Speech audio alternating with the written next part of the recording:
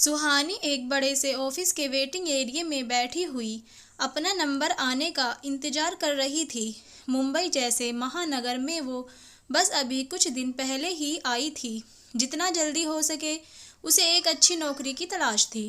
पहली बार वह मुंबई जैसे बड़े शहर में इंटरव्यू के लिए आई। थोड़ी देर में एक बूढ़े पियोन ने आकर उससे कहा, आप सुहानी आधारशिला हैं? जी हाँ, जाइए मैडम, आपको अंदर बुला रही हैं। ये कहकर वो बूढ़ा आदमी फैक्टेरिया की ओर मुड़ गया। सुहानी तेज तेज कदमों से चलती हुई कमरे के दरवाजे तक पहुंची। मैं आई कम इन मैडम? यस प्लीज कम इन। बेहद मखमली आवाज़ सुहानी के कानों में पड़ी। शानदार ऑफिस की बड़ी सी टेबल के पीछे एक शानदार कुर्सी पर बैठी थी मिसेज मानसी सहानी। आंखों पर चश्मा, चेहरे पर तेज और होठों पर खूबसूरत मुस्कुराहट लिए उन्होंने दरवाजे के अंदर से आने वाली लड़की का स्वागत किया। उन्होंने सुहानी के चेहरे पर एक उड़ती उड़ती सी निगाह डाली, लेकिन उस लड़की के चेहरे में कुछ ऐसा था कि उनकी निगाहें उसके चेहरे से चिपक कर रह गईं। लड़की का चेहरा हूबहू मिसेज सहानी जैसा था। ऐसा लग रहा था कि जैसे मिसेज सहानी अपने आप को फिर से जवान रूप में अपने ही सामने देख रही हैं। उनकी आंखें हैरानी और परेशानी के भाव के लिए फैलती चली गईं। उन्होंने इशारे से उसे बैठने को कहा। मन में उठ रहे हजारों प्रश्नों ने उनको क्षण भर के लिए बहुत सोचने पर मजबूर कर दिया। खुद को कंट्रोल करते हुए उन्होंने अपने चेहरे पर एक्सप्रेशन को मुस्कुराहट में छिपाने का प्रयास करते हुए उन्होंने सुहानी को बैठने का इशारा किया। थैंक्स मैडम, कहकर सुहानी बैठ गई। लगभग 1 मिनट तक मिसेज सहानी सुहानी का चेहरा देखती रहीं। वही चेहरा मोहरा ऐसे ही दिखती थी। मैं भी जवानी में बिल्कुल मेरे जैसा है। मेरे सामने यकीन नहीं आता क्या सच है कि परमात्मा एक जैसे चेहरे के दो लोग बनाते ही हैं। उनके इस तरह देखने पर सुहानी अनकंफर्टेबल महसूस करने लगी। क्या बात है मैडम, आप ठीक तो हैं ना? चाहते हुए भी सुहानी पूछ बैठी। मिसेज सहानी थोड़ा शक्पका गई।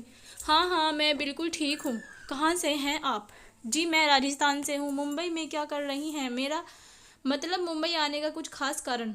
मैडम काफ़ी समय मैं राजस्थान में रही हूँ, लेकिन फिर मैंने राजस्थान को छोड़ दिया हमेशा के लिए। कुछ मजबूरी थी।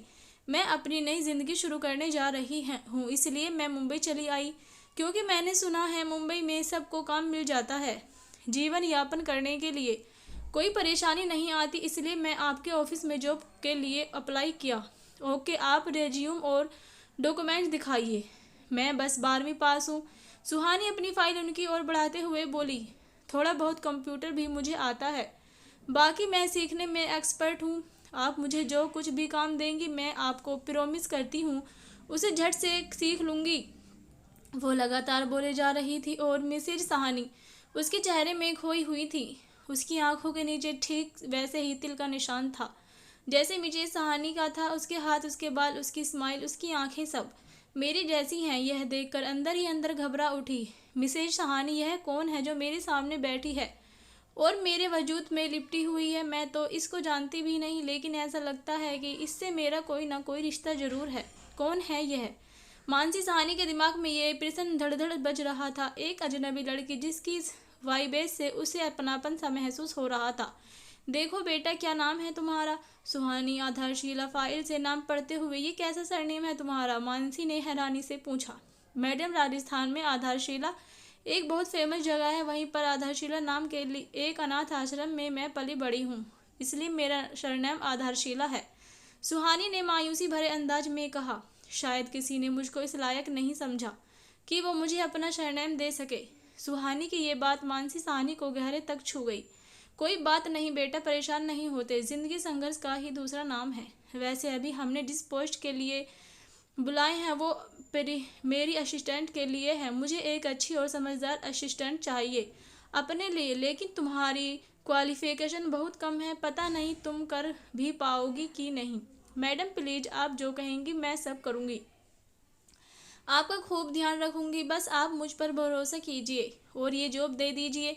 सुहानी हाथ जोड़कर बोली। पर मैं तो तुमको जानती भी नहीं हूँ मैडम, मेरे रिज्यूम में सब लिखा है मेरे बारे में। मुझे इस बड़े शहर में जीने के लिए ये नौकरी चाहिए। प्लीज़ मुझे एक मौका दे दीजिए। मैडम बोलते बोलते रो पड़ी सुहानी। अरे अरे बेटा, तुम प्लीज़ रो नहीं। मिसेज सहानी के दिल को दुखाए दुखा गए सुहानी के आंसू। अच्छा ठीक है, मैं तुमको ये नौकरी जरूर दे दूंगी, लेकिन एक कंडीशन तुमको फुलफिल करना होगा। वो क्या मैडम? सुहानी के चेहरे पर अचानक डर के भाव उभर आए। तुम कौन हो, कहाँ से आई हो और अब तक कहाँ रही? कौन कौन है तुम्हारी लाइफ में? मुझे तुम्हारी सारी कहानी जाननी है, उसके बाद ही तुम्हें जॉब दे पाऊंगी। लेकिन जो भी बताना सच सच बताना, अगर जरा भी झूठ हुआ तो मैं अभी कह देती हूँ मैं तुम्हें नौकरी नहीं दूंगी, क्योंकि मैं झूठे लोगों को पसंद नहीं करती। तुम्हारे जीवन में चाहे जैसा कुछ भी हुआ हो, अच्छा बुरा, मुझे सब कुछ बताओ। बस यही है इस जॉब को पाने की कंडीशन। होप तुम समझ सकती हो, तुम पर भरोसा करने के लिए मेरे लिए तुम्हारी ज़िंदगी का ये पूरा सफ़र जानना ज़रूरी है। हाँ मैडम, मैं बताऊंगी आपको सब कुछ सच सच। मैं बहुत आभारी रहूंगी आपकी, अगर आप मुझे यहाँ नौकरी देती हैं तो। सुहानी ने हाथ जोड़कर कहा। आधारशिला अनाथ आश्रम के बाहर रात के 3 बजे कोई नन्ही सी 1 महीने की बच्ची को छोड़ गया था। हल्की हल्की बारिश हो रही थी और बच्ची को छोड़कर जाने वाला शायद बहुत जल्दी में रहा होगा कि वो दरवाजे के बराबर में रखे पालने को देख भी ना सका और बच्ची को गीली जमीन पर ही छोड़कर भाग गया। अरे इमराना, जरा देख तो, बाहर किसी बच्चे के रोने की आवाज़ आ रही है। मकसूद मियाँ की नींद खुली तो उन्होंने जोर से आवाज़ लगाई, छन्नो ओ छन्नो, कहाँ मर गई? बच्चा बाहर रो रहा है और तू सोई पड़ी है। बस मुझे ही इस बुढ़ापे में उठाते हो, शर्म नहीं आती जरा सी? इमराना बड़बड़ाते हुए बाहर निकली। अरे अम्मा, काहे को बोलत हो? इतनी जोर जोर से हार्ट अटैक पड़ जाएगा, किसी दिन यूं ही अल्लाह को प्यारी हो जाओगी, पता भी नहीं चलेगा। छन्नो लाल रंग के तौलिए में लिपटी बच्ची को उनकी गोद में देते हुए बोली, लो लड़की है, इसे छोड़ गया था कोई बाहर, कुत्ते आ गए थे बेचारी बच्ची को खाने के लिए, वो तो मैंने दौड़कर भगाया, समय पर पहुंच गई और बचा लिया।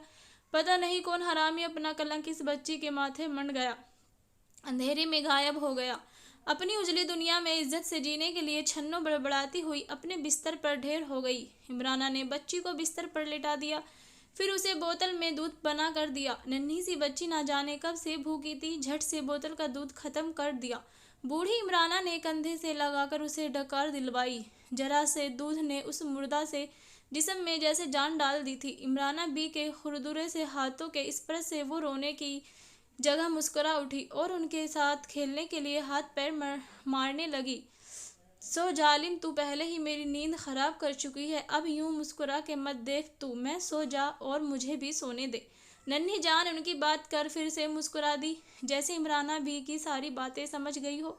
इमराना उसे गोद में लेकर सुलाने लगी, तभी उसकी निगाह उसके कपड़ों में उलझी सोने की चैन पर पड़ी। उसकी आंखों में चमक बढ़ गई। जल्दी से चैन अपने कब्जे में कर ली। वाह मेरी बच्ची, तू तो मेरे लिए फरिश्ता बनकर आई है। इस सुहाने मौसम ने मुझ पर मेहरबानी की है, तेरा नामकरण इस मौसम के नाम आज से तेरा नाम सुहानी होगा। इमराना ने नन्ही सुहानी के माथे को चूम कर अपनी सीने से लगा लिया। नन्ही सुहानी जैसे प्यार भरे स्पर्श की गर्माहट को महसूस कर रही थी। वो 2 मिनट में ही सो गई। कौन जानता था अभी इस नन्ही सी बच्ची के जीवन में क्या क्या झेलना लिखा है। शायद ये सुकून भरी नींद कहीं उसकी आखिरी नींद ना हो। इमराना सोती हुई बच्ची को देख रही थी, बिल्कुल मक्खन सी थी। भला 1 महीने तक अपने पास रखने के बाद कोई कैसे इसे अपने से दूर कर पाया होगा? कितना जालिम इंसान होगा वो जो इस मासूम सी बच्ची को यूं छोड़कर भाग गया। या हो सकता है उसकी कोई मजबूरी रही हो, पता नहीं किस धर्म की है। हिंदू धर्म में तो बच्चियों को लक्ष्मी का रूप मानते हैं।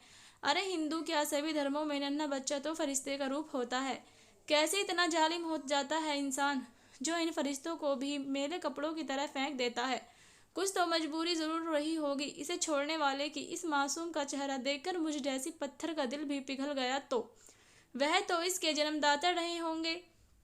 इस बच्ची में कुछ तो था जो मुझ जैसी पत्थर दिल औरत को भी चूम रही है, क्योंकि पूरे अनाथ आश्रम में इमराना को तो बस बच्चों को मार पिटाई से और सजा देने के लिए ही याद किया जाता था। हरदम गुस्सा उनकी नाक पर चढ़ रखा होता था। उसका तो कहना ही था कि बच्चे सिर्फ मार से सुधरते हैं। अनाथ आश्रम का कोई ऐसा बच्चा नहीं था जिसने इमराना की बूढ़ी हड्डियों की मार के दर्द ना झेले हों। अगले दिन रोज की तरह आधारशिला अनाथ आश्रम के बाहर 10-12 भिखारी औरतें आकर खड़ी हुईं। वो किराए पर अनाथ आश्रम के छोटे छोटे बच्चों को लेने के लिए आई थीं, क्योंकि यह बच्चे टूरिस्ट प्लेस पर भीख मांगने के काम आते थे। छोटे बच्चों को देखकर उनको ज़्यादा भीख मिलती थी। यह रोज़ का काम था जो चोरी छुपे तौर पर इस अनाथ आश्रम में रोज ही होता था। औरतें यहाँ से बच्चों को किराए पर लेती और पूरा दिन तपती धूप में बच्चों को गोद में लेकर भीख मांगती और शाम को किराए के पैसों के साथ बच्चों को वापस कर जाती। यही थी उनकी दिनचर्या और अब से सब नन्ही सुहानी को भी झेलना था। यहीं से शुरू हो गई सुहाना की नई जिंदगी। अरे जरा उस बच्चे को तो लेकर आओ जो रात को दरवाजे पर पड़ी मिली थी। उसके पेपर को तैयार कर दो, रजिस्टर के नाम तो लिखवा दो, या ऐसे ही उसे कमाई पर लगा दोगे। मकसूद मियाँ अपने ऑफिस से बैठे बैठे चिल्ला कर बोले, कल को कोई आ गया हम पर उंगली उठाने के लिए तो हमारे पास जवाब तो होना चाहिए ना। अरे सब ऊंच नीच देखनी पड़ती है। मैं नहीं चाहता पुलिस या उन जी के वाले हर रोज़ यहाँ आकर धरना देते रहें। अरे कोई सुन रहा है मेरी बात? यह सब बहरे हो गए। कह देता हूँ सबको नौकरी से निकाल दूंगा अगर ढंग से काम नहीं करोगे तो। जल्दी से मुझे दिखाओ उस बच्ची को ठीक ठाक है कि नहीं, हाथ पैर सही सलामत हैं कि नहीं, क्या क्या था उस बच्चे के साथ बताओ आकर। बताओ मुझे जल्दी। इमराना छन्नो दोनों मुझे आकर ऑफिस में मिलो। मकसूद मियाँ की आवाज़ पर पूरे अनाथ आश्रम में खलबली सी मच गई। दोस्तों मेरी इस कहानी का भाग आपको कैसा लगा मुझे ज़रूर बताइएगा। अच्छा लगा तो लाइक शेयर कमेंट कीजिए और मेरे साथ बने रहने के लिए मुझे फॉलो भी कर लीजिए। धन्यवाद।